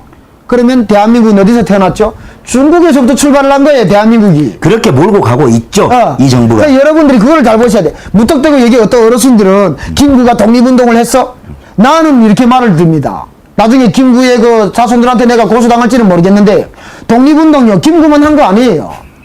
예. 독립운동은 2천만, 3천만 우리 동포들이 다 했습니다. 총을 못 들었어도 김구한테 노숟가락 팔아서 돈을 준 사람들이 다 독립운동 참여한 사람들이에요. 뭔 소리 합니까, 지금? 상해에 가서. 숨어 지내면서, 그러잖아요? 오늘 뭐 김다진 장군처럼 군복 입고 나가 총 쏴온 사람들이, 이게 진짜 독립운동자들이지. 뭐 들막이 있고, 앉아가 이제 국민들이, 뭐, 우리, 조국에서 보내오는 노숟가락 팔고, 이 군자금으로, 뭐, 총 몇 개, 암살 몇 개 하고, 물론 감사하다는 거죠. 나는 그때 태어나서 못했지만, 감사합니다. 그러나, 역사는 바로 쓰셔야 된다는 거예요. 김구의 역사가 살면 김일성의 역사하고 매치가 돼버린다는 거예요. 그잖아요. 잠깐만. 김구가, 예, 아니, 말씀하세요. 저는 말할 때, 열 날 때만 말하고, 이제 열이 안 날 때는 말을 안 할게요. 김구가 북한에 갔다 오지 않습니까? 북한에 갔다 와서 이제 김일성의 그 정책을 보고 감동 먹고 뭐 이런 쇼 하는 게 있어요. 자, 그러면 독립운동은 김일성이도 했어요. 자, 김구하고 김일성을 놓고 봤을 때 김구 독립운동가다, 김일성도 독립운동가예요. 이것도 중요하겠지만 나라가 독립이 됐을 때 어떤 체제의 나라를 세우려고 한다는 것도 중요한 게 아니냐. 엄청 중요해요. 만약에 김구가 김일성이처럼 이 나라에 공산 독재 국가를 세웠다면 여러분들이 지금 어떻겠어요? 자다가 불을 켜면 불이 오겠습니까? 화장실 갔다 와서 수돗물 켜면 수돗물이 나오겠습니까? 예? 어때 좌변기 딱 앉으면 막 따뜻한 전기 나오겠습니까? 그런 거를 좀 계산을 하시라는 거지. 김구의 역사를 내세우면 북한의 공산국가의 역사를 우리가 받아야 돼요. 중국의 공산체제를 우리가 받아들여야 돼요. 그리고 대한민국은 중국의 속국이 돼야 돼요. 그래서 이번에 문재인이가 가가지고 중국은 큰 봉우리요, 대한민국은 그 밑에 조그만 봉우리요, 작은 봉우리요, 이런 진짜 뭐 나라가 크고 적고가 아니고 이거는 국민성이 어떠냐에 따라서 큰 나라 작은 나라. 이스라엘이 몇 명입니까? 이스라엘 국민이 얼마가 되는지를 여러분들이 아시잖아요. 대한민국의 5분의 1도 안 돼요. 이스라엘 국민이요. 예. 그러니까요. 이스라엘 국민이 대한민국의 5분의 1도 안 됩니다. 그 이스라엘이 지금 전 세계에서 이스라엘을 누가 못 건드려요. 그거 나라가 크고 작고 뭐 큰 봉우리 작은 봉우리 웃기는 소리 합니다, 진짜. 그러니까 나는 문재인이라는 사람이 자, 와, 그거는 이제 진짜 아니에요. 친중 이 정부의 친중 정책을 이야기하면서 김구의 지금 공산 이 노선까지 지금 이야기가 들어가는데, 그러니까 이게 총체적으로 이야기를 하자 그러면 지금 북한에서 남한에 오셔가지고 이 상황을 보니까 더 아마 화가 나실 텐데, 대한민국 내에 있는 근현대사 교육이 통째로 잘못됐어요. 그리고 우리 어르신들이 전라도에 계시는 어르신들도 문제예요. 왜냐면 그 어르신들은 옛날에 보릿고개도 넘긴 분들이 분명히 있을 거고, 박정희 정권에서 전라도에도 얼마나 지원이 국가에서 나갔다는 것을 분명히 아시는 분들이 계시다는 거죠. 그런데 입을 왜 뻥긋합니까? 왜 그걸 당당하게 못 말하죠? 이걸 왜 못 말하냐고. 남들이 보기에는 전라도가 뭉쳐있는 것 같아도 제가 보기에는 대단히 비겁해 보이는 거예요. 왜 소식을 못 말합니까? 야, 맞아요. 박정희가 독재? 군복을 입고 정권을 잡았지만 양복쟁이들이 나라를 뒤죽박죽으로 만드니까 성질 급한 군인들이 나라를 바로 세우겠다고 잡았어요. 잡아서 나라를 바로 세웠잖아요. 결과가 중요한 거잖아요. 바로 세웠잖아요. 필리핀에서 박정희 대통령, 필리핀 대통령이 그때는 박정희 대통령 취급도 안 했어요. 대한민국 취급도 안 해서 필리핀 대통령이. 자, 그런 나라가 지금 어떻게 됐습니까? 그러면 인정을 해야 된다는 거야. 옳고 나쁨을 내가 박정희라는 대통령을 좋아하고 안 좋아하고 개인적인 감정 까고, 대한민국이라는 큰 틀을 놓고 봤을 때는 대한민국의 대통령으로서 바라보고 이 사람이 국가를 살리기 위해서, 국민을 잘 살게 하기 위해서 얼마나 정책적인 부분을 잘했냐 못했냐 이렇게 평가를 좀 해야지. 굳이 와 박정희 뭐 독재했어 하면 같이 또 잘못 박정희가 왜 독재했는데 이러면 옆에서 뭐 독재자를 뭐라 하냐, 이게 무서워서 말도 못하고 사는, 나는 이런 어르신들이 진짜로 어르신들로서의 그 자격이 없고, 어르신은 어르신다워야 돼요. 자식들 앞에, 후대들 앞에 목에 칼이 들어와도 옳은 거는 옳고 아닌 거는 아니라는 이런 역사관을 심어줄 수 있는 게 우리 그 시대를 살아오신 어르신들이잖아. 그렇죠. 그러니까 어르신들이 정말 좀 저는 어르신답게 살아주셨으면 좋겠고, 우리 정건 씨나 또 저 같은 나이 세대가 또 지금의 현실을 앞으로 우리 아이들한테 왜곡하지 않는 당당하게 말할 수 있는 이런 아빠로 우리는 또 성장을 해야 될 테고. 그러니까 이제 우리 대동치가 지금 이 주제를 제가 사연을 보는데 어떻게 지금 정리를 해야 될지 모르게 너무 많이 이게 광무 말씀을 다 잘하시고, 근데 이제 전라도에서도 전라도 이 사람들 총체적으로 지금 문제인데, 전라도는 원래 가진 기질이 있어요. 가진 기질이 지금 문제시되는 것이 이 주사파와 연계가 되면서 특정 정치 집단으로부터 이용당하고 있다라는 것을 비겁하게 함구하는 게 문제인 거예요. 네. 예. 그래서 어디까지 이야기했죠, 우리가? 비겁하게 함구하는 게 아니고 제 생각에는 전라도 분들은 모릅니다. 이용당하고 있다는 거를. 그렇죠. 전라도 분들은 자기들이 문재인이나 이제 주사파에서 임명숙이나 이제 이 라인에 철저하게 이용을 당하고 있다는 걸 이분들은 몰라요. 그분들을 속여먹는 요놈들이 언젠가는 가면을 빨리 벗겨야 지금 그런 과정이에요. 요거를 가면을 빨리 벗겨야 돼요. 네. 자, 그래서 우리가 이 북한과 지금 이제 남한, 특히 남한 내에서 전라도, 아마 이 방송 보시는 전라도 사람들 지금 막 부들부들 할 거예요. 속에서 천불나고. 그런 사람들이 있어요. 제가 1년에 한 번씩 목포로 해가지고 제주도로 한 번씩 가는 일이 있는데 목포 가면 기꺼이 막 싸대기를 맞아드리겠습니다. 아니, 그럴 필요도 없어요. 이 사람들이, 생각이 있는 사람들은 보고 반성을 하는 거고, 뭐 그런 걸 가지고 막 린치를 가하고 이런 사람들은 그냥 신경 안 써도 돼요. 더한 경험도 해보셨잖아요. 그렇죠. 예. 그 예전에 저한테 이야기했던 그거 있잖아요. 그거 뭐였죠? 그거 한번 얘기해도 돼요? 네, 해요. 또 뭐 순서가 헷갈려진다느니 뭐 이런 얘기를 아니, 시원하게 하니까. 하세요. 예. 저희가 아스팔트 활동을 할 때, 국정교과서 때예요. 국정교과서. 예. 저희가 제주도 교육청부터 릴레이로 하면서 올라갔었어요. 1인 시위를. 박정희 대통령은 누가 뭐래도 현대화 산업화의 영웅이다. 이래서 이제 제주 교육청부터 올라왔었어요. 쭉 릴레이로. 그때 이제 경기도 쪽에서 동탄 쪽에서 제가 386 운동권 세대라고 하면서 두 놈이 나한테 찾아온 적이 있어. 직접. 그래서 제가 탁가다를 딱 봤는데 그 운동권 중에서도 이제 정말 앞장에 섰던 친구들은요, 가다를 딱 보면 딱 싸움꾼 가다가 잡혀 있어요. 그 다음에 뭐 지금 동고가 풀어진 사람들 그 핫바지들이 얼려다니는 친구들이고, 진짜로 그 앞장에 섰던 친구들은 딱 그 싸움꾼의 가다가 잡혀 있어요. 그래 조금 속이 좀 좋지는 않더라고요. 네. 저보다 체통도 좋고 덩치가 있는 놈이 두 놈이 딱 왔는데 동탄에서 왔어요. 동탄에서 나하고 마주 이렇게 쇼부를 보게 됐는데, 그래서 제가 야 이거 초선지압이 중요하겠다 기아. 그래서 형님네 우리 저 조용한 데 가서 얘기 나눕시다. 여기는 사람들이 많으니까. 그 지네가 쫄아버린 거야. 가자 그러니까. 자기들은 나를 조지러 왔는데 내가 반대로 형님 우리 저 조용한 데 가서 얘기 나눕시다. 여기는 사람들이 많으니까. 섬찟하지. 지들이 약간 좀 주춤하더라고. 그래서 여기 먹히는구나. 그리고 그랬죠. 형님의 온 목적이 뭐이냐 하니까, 야 나도 화염병 던지고 감옥도 갔다 오고 지금 빨간 딱지도 붙어있지만 네. 한 가지 물어보겠대요. 물어봤어. 처음에 왔던 데처럼 당당하게 물어봤어. 그래서 살짝 쫄았죠. 사실은 나도 약간 나도 사람인데, 네. 두 명이 린치 맞으면 나도 이게 터지면 내가 손해니까 얘기하세요 하니까, 진짜로 북한이 그랬냐? 그래서 했던 질문하고 비슷하게. 진짜 북한이 이랬냐? 그래서 제가 뭐라 했냐면요, 형님 50만원 들고 오소. 그랬어요. 왜 50만원 들고 오래? 그래서 제가, 형님들은 여기서 몇십 년을 살면서 북한에 대한 뉴스도 많이 봤고 탈북자들이나 이제 넘어오는 이런 것도 많이 봤을 텐데, 아직도 수십 년 동안 살아오면서도 그거를 믿지 못한다면 내 말 한마디에 이 자리에서 내 말을 믿겠냐? 내가 북한에 보내드릴게요. 50만원만 들고 오세요. 알려졌어요. 단동까지 가는 거 15만원, 단동에서 연길까지 가는 거 1, 20만원, 당신들이 중간에 밥 먹고 호텔에서 사는 거 얼마? 딱 50만원 든다. 나는 일전도 안 될 것이다. 연길까지 가면 북한에 보내는 거는 내가 우리 친구들 연락을 해서 형님네 넘어가게 해드릴게요. 가지고 오서 두 명 다. 아무 말도 안 나오고 가대. 그러니까 이 사람들이 내가 거기서 느끼는데, 그래서 아까 얘기를 드리는 거예요. 야네도 북한 체제는 잘못됐다는 걸 알아요.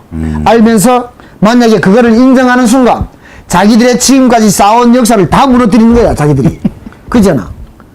자기들은 지금도 그 역사를 자랑스럽게 이물량 행진곡을 애국가보다 더 부르며 화염병을 던지는 거를 마치 조국을 수호하기 위해서 전쟁에 나갔듯이 생각하는 무리들이 이 무리들이거든. 그러니까요. 근데 그 역사를 자기들이 무너뜨린다면 기가 막힌 거지. 자다가도 소름이 끼치고. 나는 이 이야기더라고. 이야기를 들었잖아요, 내가. 사실 이거 저 먼저 들었어요. 그래서 제가 방송에서 한번 여러분들도 같이 들으시면서 이거를 좀 아셔야 될 것 같아서 제가 일부러 여쭤봤고. 그래서 제가 드리고 싶은 말은 그거예요. 주사파라고 하는 세력들도 자유민주주의 체제가 맞다는 걸 압니다. 예. 공산사회주의 체제는 틀렸다는 걸 알아요. 다름이 아니고 틀렸다는 걸 알아요. 그러면서도 자기네 역사가 있기 때문에 그 역사를 자기들이 무너뜨릴 수가 없는 거예요. 예? 세계가 공산주의가 틀렸다고 인정을 다 했잖아요. 그러니까 쿠바까지. 본인들이 이 지난 젊은 시간 동안에 이런 뭐 말도 안 되는 거를 쫓아가지고 신기루를 쫓아서 평생을 그 지랄을 했는데 이거 이제 와서 사람들 선동은 다 해놓고 인정해버리면 자기의 본인의 인생이 송두리째 무너지는 거하고 똑같은 느낌이니까 자꾸 알면서도 외면하는 거네요. 그것도 있고 또 두 번째로는 뭐가 있을 거냐면 만약에 그들이 입에서 그게 나올 때는 그 사람들이 전라도를 못 내려가요. 전라도 내려가면 개패듯이 맞아 죽습니다. 그렇죠. 왜? 이 새끼들 우리를 이때까지 속였고 가지고 놀았네. 진짜라니까. 개패듯이 맞아 죽어요. 그러니까.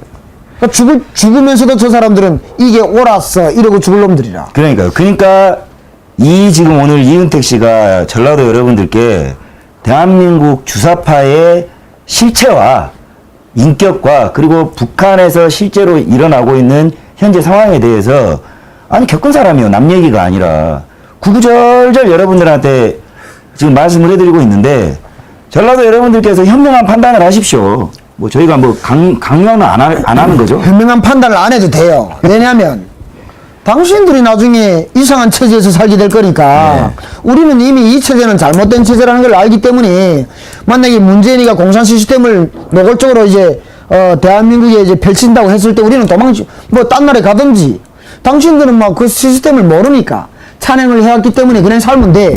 살다가 나중에 그냥 노예를 사는 거예요. 그때 가서는 후회를 해도 당신들이 자식이 그냥 노예가 되는 거야. 우리는 괜찮아요. 슬프고 잔인한 말이네요, 진짜. 어떻게 보면. 여러분들이 뉘우치든 안 뉘우치든 그거를 굳이 우리가 말할 필요는 없고 그냥 우리는 얘기를 할 뿐이고 여러분들은 듣고 판단은 여러분들이 하실 거고 알아서들 후손들을 생각한다면 이 말을 기분 나쁘게 듣지 마시고 조금이라도 이 정도 이야기를 했으면 생각이 있는 사람 같으면 고민해봐야 돼요. 자, 그리고 한 가지만 또 제가 기습 질문할게요. 귀한 시간 내주셨으니까. 저희 뉴스타운은 특징이 있어요. 네. 이 질문을 빼놓을 수가 없습니다. 전라도의 특징 중에 하나가 5.18 있잖아요. 5.18. 네. 5.18을 뭐라고 생각하세요? 저는 5.18 저는 제가 직접 보지 못하는 거를 함부로 정리는 못하지만 간단하게만 이야기해 주십시오. 이거는. 이게 참 애매한 게 저는 5.18을 민주화운동이라고 안 봐요.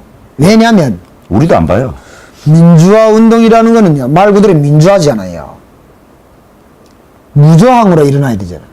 근데 5.18은 총과 폭탄으로 일어났잖아요. 이거를 민주화라 한다면 만약에 이번에 3월 10일 날에 박근혜 대통령이 탄핵이 됐을 때 아무 몽둥이 하나도 안 든 사람들을 폭도로 몰았잖아요. 그러면 총을 들고 날쳤던 인간들은 민주화운동자면 그때 억울하게 스피커에 맞아서 죽은 어르신들 이런 분들은 뭡니까? 총 한 방도 들지도 못한 사람들 구경도 못하고 길거리에서 쓰러지신 분들은 뭐죠? 그거는 만약에 문재인의 논리로 얘기를 한다면 이분들은 진짜로 대한민국의 열사들이에요. 기억도 못하고 있습니다. 지금 사람들. 그러니까 이거를 우리가 이름 석자를 잊어먹으면 안 되고 우리는 이 사람들을 언젠가는 정권을 되찾으면 기어코 이번에 태극기 집회 때문에 구치소에 갔거나 단 하루에 억울한 감옥 생활을 했다고 해도 이런 분들 우리가 무조건 영웅으로 만들어야 돼요. 5.18이 민주화라면 아마 지구상에서 지금 일어나고 있는 총을 든 무리들 테러가 바로 민주화 운동이라고 하는 거. 저는 그게 맞지도 않는 말이고 어떻게 일반 국민들이 어떻게 다음날에 막 가서 그 경찰서 들이치고 총을 뺏고 막 뭐 폭탄 제조가 합니까? 저는 그게 납득이 안 가요. 이게 가장 일반적인 상식이에요. 네, 그게 저 일반적인 상식이에요. 네. 그러니까 일반적인 아무것도 모르는 제가 봤을 때, 강주에서 어떤 항쟁이 일어났어요. 우리 같으면 그냥 나무 몽둥이는 들고 다닐 수가 있겠지만 경찰서를 기습 습격을 한다 그 일반인들이 못해요. 불 지르고. 그 라인이 딱 준비가 돼 있지 않으면 그런 게 아무나 가서 경찰서 못 칩니다. 나도 막 3월 10일 때요. 그 말도 안 되는 이유로 탄핵이 떨어졌을 때 그러면 나도 경찰서 갈게요. 그잖아요. 나도 그럼 경찰서 가가 막 총 몇 자루 해가 막 하얀병 던지고 막 수류탄 던지고 그래서 내가 민주화 운동가가 되는 거네요. 그러면. 그러니까 제발 이런 말도 안 되는 논리를 좀 걷어치우시고 요 말은 이 말하고 상관 있는 말인데요.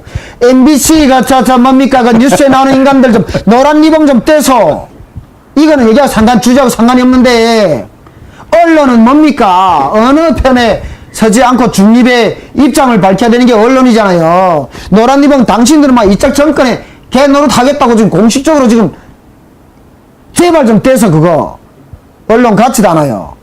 그리고 우리 본론 얘기를 합시다요. 이은택님이 때랍니다, MBC.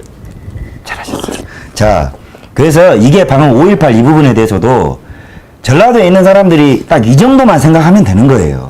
이 정도만. 이 정도? 그러니까 이게 상식이에요, 상식. 이 정건 씨가 이게 진짜 또 나를 또 열불나게. 이 정도로 생각하면요. 문재인이 대통령이 안 됩니다. 압니까? 참나 이 사람이 진짜. 그러니까. 그러니까. 내처럼 생각하면 문재인이 대통령이 될 수가 없고 윤정석이 비서실장이 안 됩니다. 5.18은 딱 이런 정도의 합리적인 이 상식 정도만 가지고 있으면 되는 거예요. 그래야 이 5.18이 어처구니 없는 민주화가 아닌 민주화로 지금 오해받고 있는데 모두가 피해자예요. 대한민국 모두가. 자, 그리고 이제 우리 이은택 동지분께서 이 부분에 대해서 저희가 이제 질문을 안 할 수가 없습니다. 전라도가 이제 이렇게 해서 창출한 정권이 문재인이잖아요.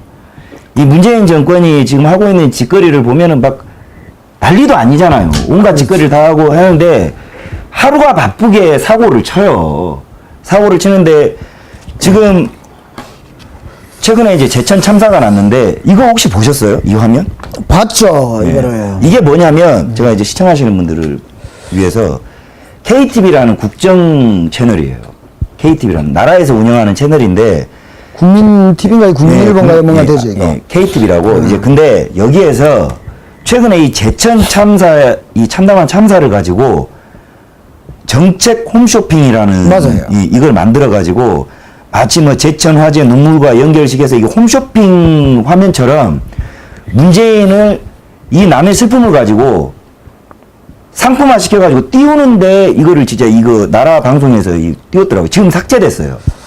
지들도 이제 사람들이 뭐라고 하니까 참 이런 짓거리를 보면서 이거 보십시오. 뭐 유가족 욕이라도 듣는 게 대통령이야. 이런 감성적인 이런 워딩을 넣어가지고 이게 진짜 생각이 있는 사람들 같으면 이게 나라를 생각하는 사람이 나라의 대통령이란 자가 이런 반 코믹이잖아요. 이런 홈쇼핑 이런 거를 만드는 거는 이런 짓거리를 볼 때 총체적으로 지금 문재인 정부 어떻게 생각하십니까? 난 치면 정권 같은데요. 총체적으로는. 치매? 예, 노망? 치매? 치매라 해야 되겠죠. 예. 그래 다 알아들을 수 있는가요? 예. 총체적으로는 그렇게 봅니다. 예.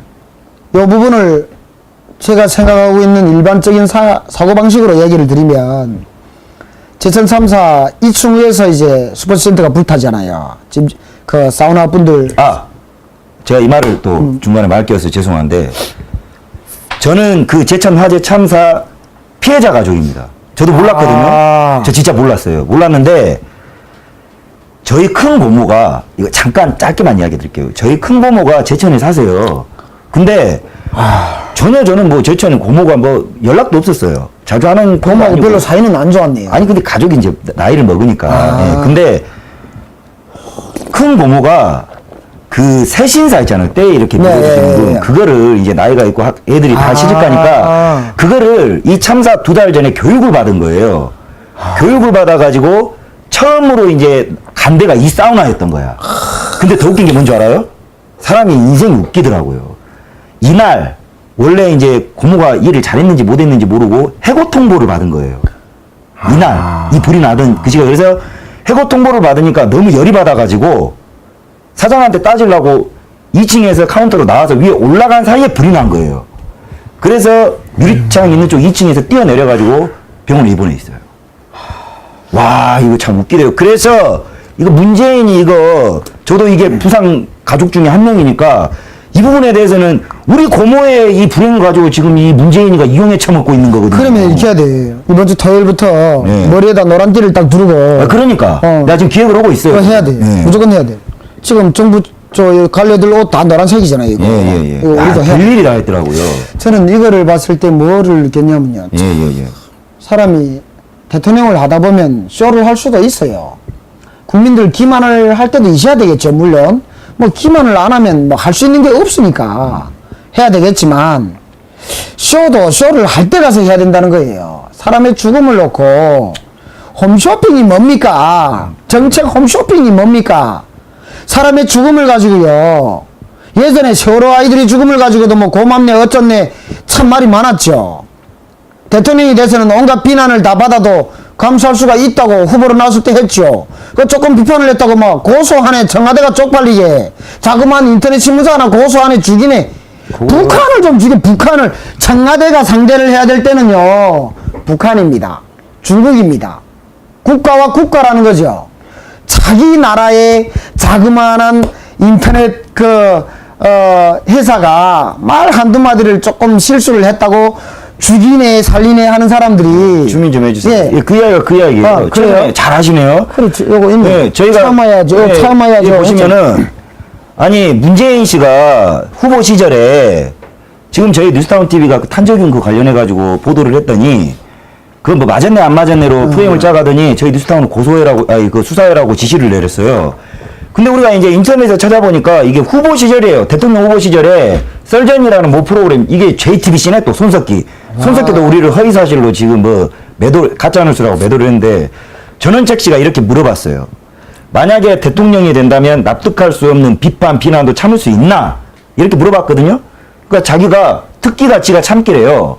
참아야죠 뭐 이렇게 이야기를 했어요. 구라라는 거죠. 구라. 아니 그러니까 납득할 수 없는 비판 비난도 감수한다는 인간이 어떤 비난을 청와대는 절대 고소 고발하지 않는다라고 이야기를 했어요. 근데 우리 지금 고소당했거든요. 그러니까 이거 뭐 어떻게 보시면 되냐면 사람이 굽이라는 게 있어요. 깜이 있고 대통령이면 대통령 굽이 있잖아요. 대한민국의 국부잖아. 그렇죠. 우리는 대한민국의 자식들이잖아요. 그 대통령이란 자리가 그 자리가 문재인이 그렇다는 건 아니고 대통령이라는 자리는 대한민국의 아빠예요. 아빠. 내 아들이 아빠 말 몇 마디를 잘못했다고 내 아들을 고발을 한다는 거예요. 기가 막히네. 그러니까 예를 들면 그러니까 이거는 벌써 이렇게 한다는 것 자체는 청와대는 청와대 급에서 이제는 내려앉아야 되고 그 자리에 위치하고 있는 사람들 깜이 아니라는 거지. 대통령은 대통령 깜이 아니고 또 비서실장은 비서실장 깜이 아니라는 거죠. 깜이 된다면 그래 일단은 맞았던 안 맞았던 탄저균을 들여왔잖아요. 그지? 그게 중요한 거야. 백신. 탄저균 백신 그거 들여왔잖아요. 맞았던 안 맞았던. 그러면 대통령은 맞았다고 한들 어쩌면 안 맞았다 한들 어쩝니까? 우리 이야기가 그 이야기예요. 그러면 그냥 자 들여온 적이 있다. 이거를 어디다가 어떻게 쓰려고 합니다. 그래서 여러분들 어떤 오해를 가졌다면 이 순간부터 그 오해를 푸십시오. 그러면 되는 거예요. 그거를 가지고 굳이 당신네가 들여올 때 미리 우리가 탄저균 백신을 들여올 테니까 들여와서 우리가 맞지는 않겠다. 보가만 할게요 하고 들여왔으면 어느 인터넷 유튜브에서 그런 말을 했겠냐고. 그러니까 쥐들이 잘못해놓고 쥐들이 몰래 들여왔잖아. 그러니까 우혹이라는 거는 다 나와. 지금 막말해서 만약에 이런 걸로 만약에 잡힌다 뭐 이렇게 고소고발이 난다면 했어요 이미. 문재인 씨가 그 옛날에 2008년도 강우병 사태 때 지금 김미아부터 문성근이 줄줄이 이거 완전 고소고발이 나마나 이거는 실형감이에요. 예, 저희가 보기에는 이게 이제 이 집단들이 정권 잡기 전에 이해참 해가지고 늘상 주장하던 바가 뭡니까? 집권하면은 보수고 뭐고 다 불태워 죽여버리겠다는 그런 말들을 어느 자리든지 하고 다녔는데 거기에 이제 이 뉴스타운이 굉장히 눈에 가시였겠죠. 벼르고 있다가 이제 뭐 만만하게 보고 그냥 이렇게 뭐 탄저균 하니까 앞뒤도 맞지도 않고 뭐 얼기설기한 논리로 해서 일단 이것들 본보기로 다 때려잡아 넣어 이런 취지예요 지금. 다 때렸죠. 네. 다 때려잡기는 잡았잖아요. 많이 네. 잡아줬죠. 네. 아마 뭐 저들이 입으로 말하는 군사독재 시절보다 네, 더 하죠. 지금은 그 군복을 안 입었을 뿐이지 양복에 넥타이에 구두를 신고 반란을 일으킨 거나 마찬가지잖아요. 결국은 사람을 지금 얼마나 잡아였습니까? 예? 자기한테 댓글 몇 글자를 잘못 써도 지금은 막 네이버에다 댓글 잘못 써도 그러니까요. 경찰 고발 들어오고 막 그럽니다. 이거 무서워서 못 살겠어요. 이게 지금 문재인 정권이 집권하고 난 이후에 원래 우리가 알고 있는 상식적인 민주주의는 후퇴하고 있어요. 이 소위 말하는 우덜식 민주주의로 지금 인민재판하고 있는데 이거 참 큰일입니다. 그러니까 지금 민주주의가 자유민주주의가 아니고 공산민주주의라고 생각하시면 딱 맞겠죠. 네, 공산민주주의. 나는 그렇게 생각합니다. 공산민주주의. 지금 민주주의는 민주주의가 맞아요. 그런데 자유민주주의가 아닌 공산민주주의라고 나는 딱 생각이 들어요. 왜? 우리는 공산민주주의를 체험을 한 사람들이니까. 저희는 지금의 시스템을 보면요. 북한하고 별반 다를 게 없네?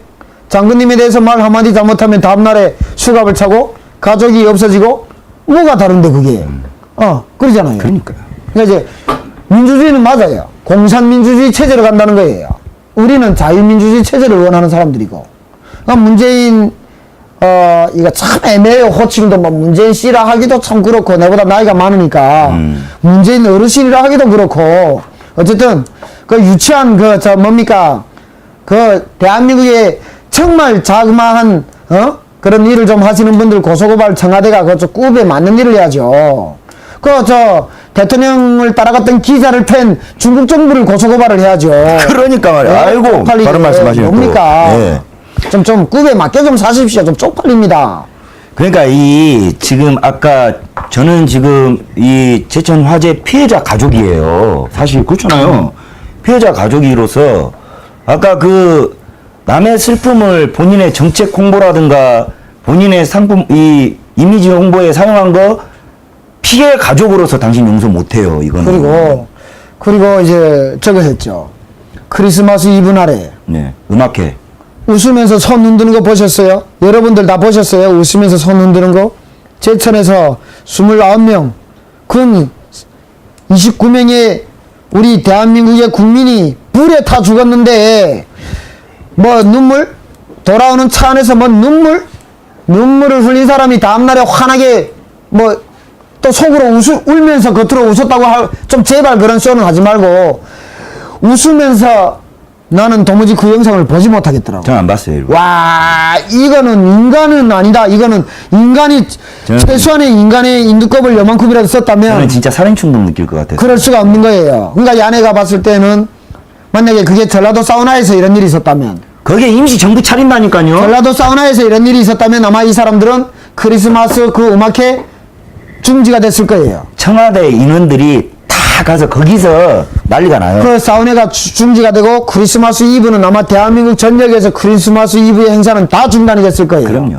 저는 그렇게 생각을 합니다. 그러니까 지금 문재인 정부는 모든 게 거짓말이고 가짜라는 거예요. 그리고 이 사람이 하고 있는 모든 정치적 행보는 본인들의 그 촛불 지지자들만 바라보고 가겠다.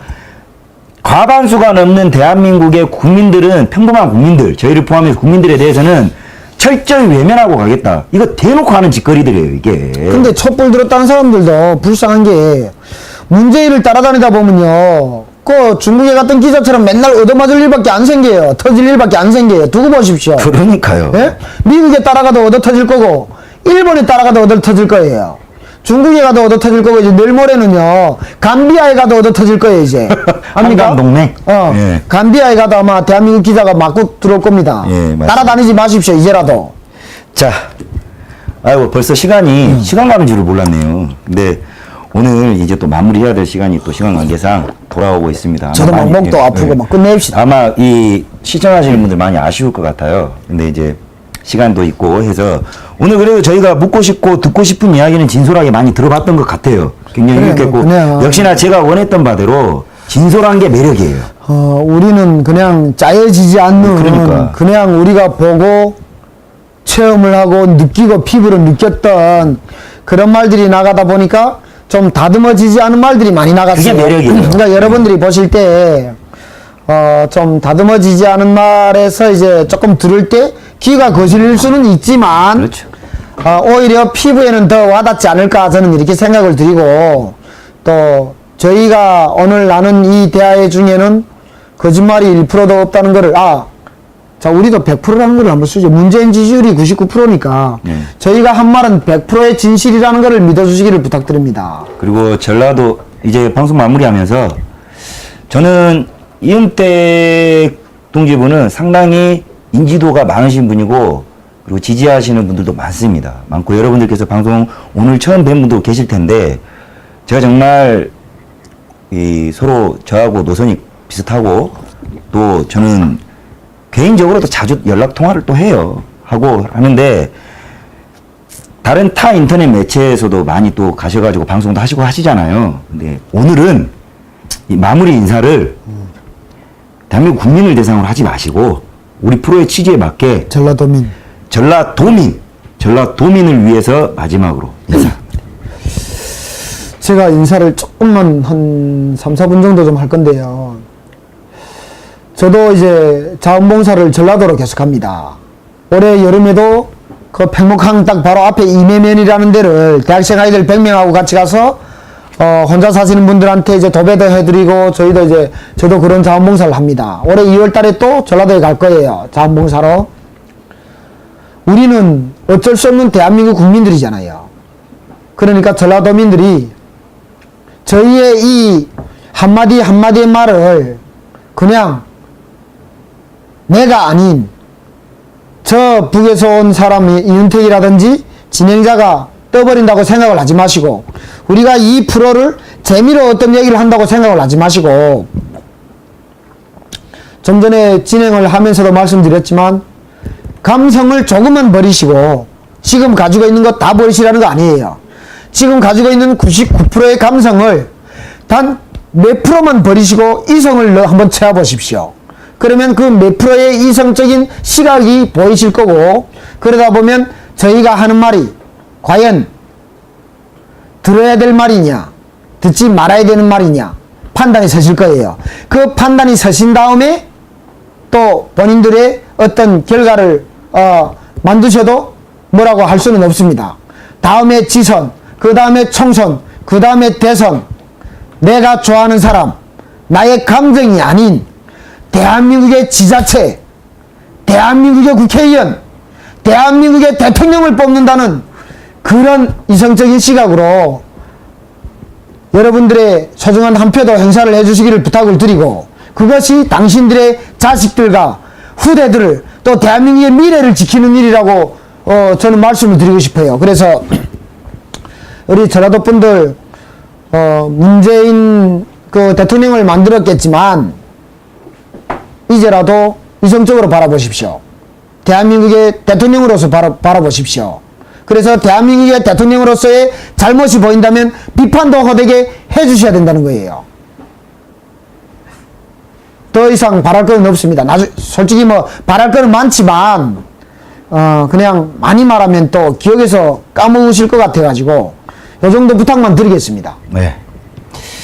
오늘 아스팔트 투사 그리고 탈북으로 우리 전라도나 종북 대한민국에 존재하는 종북 주사파들이 그렇게 오해불만 사랑에 맞지 않는 북한의 현실에 대해서 직접 경험하시고 살아있는 경험담을 여러분들께 이은택 동지분께서 여러분들한테 전달을 해드렸습니다. 특히나 전라도 분들에게 여러분들이 지지하고 있는 이 정부의 실체가 지금 청와대 내에 있는 종북 주사파들입니다.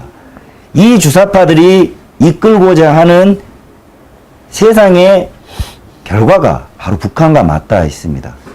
이은택 동지분께서 말씀하시는 북한의 참상이 전라도 여러분들이 원하는 미래인지 저는 뭐 늘 이야기하듯이 제가 뭐 판단하지 않겠습니다. 얼마나 진실적입니까? 판단하시고 오늘 장시간 수고해 주신 이은택 형님이죠, 형님. 감사합니다. 뭐 시원하게 형님이라 해야지 뭐 동지라는 말은 좀 사실 아니 방송이라 해도 그냥 형님 하는 게 편해요. 자, 제가 한마디만 하십시오. 그 전라도 분들이 있잖습니까? 제가 요 말을 꼭 드리고 싶어요. 평화통일이라는 말을 이제 김대중 정권 때부터 많이 썼죠. 북한요 그런 생각이 없습니다. 맞습니까? 그러니까 평화통일, 우리의 평화라는 거는 우리가 흔히 얘기를 많이 하지만 평화를 지킬 수 있는 힘을 가진 사람만이 평화를 만드는 거예요. 그래서 전라도 분들이 요 말이 무슨 말인지를 충분하게 아시리라고 보고 우리가 언젠가 평화를 가져오자면 내가 평화를 사랑한다면 평화를 만들고 평화를 지킬 수 있는 힘을 먼저 가져야 된다는 절대로 잊지 말아 주십시오. 나중에 북한에서는 어릴 때부터 총대위에 평화가 있다는 얘기를 듣고 살아요. 어릴 때부터 유치원 때부터 얘기로 말하면 어린이집 때부터 날 때부터요. 아이들이 노래가 우리의 총대위에 평화가 있다 이 노래가 있어요. 그러면 우리는 뭡니까? 그냥 우리는 뭐 헬렐레 입으로 평화하면 평화가 옵니까? 안 돼요. 여러분들 그런 환상을 좀 깨주십시오. 김대중 정부, 노무현 정부 8조를 겠다가 바쳐도 평화가 왔습니까? 수소폭탄이 날아왔잖아요. 제발 북한하고는 우리 그런 소통, 돈을 국민의 세금을 꼬라박는 그런 구걸하는 평화 있을 수가 없어요. 전라도 분들한테 간곡하게 부탁을 드리는 겁니다. 감사합니다. 자, 오늘 장시간 여러분들께도 참 뜻깊은 시간이었을 것 같습니다. 자주 나와주세요. 자주는 약속을, 왜냐면 시청자분들한테는 제가 말을 함부로 드리면 안 되니까 자주 나오겠다는 말은 못해요. 그러나 또 이제 언젠가 우리가 서로가 기회가 되면 또 시청자분들 뵈러 또 오고 이렇게 할 때가 있겠죠. 그래요. 오늘 귀한 시간 내주신 이은택 형님한테, 지금 형님 또 이름 그냥 형님. 이은택님에게 대단히 감사드리고, 시청해주신 여러분들, 오늘도 대단히 감사합니다. 감사합니다.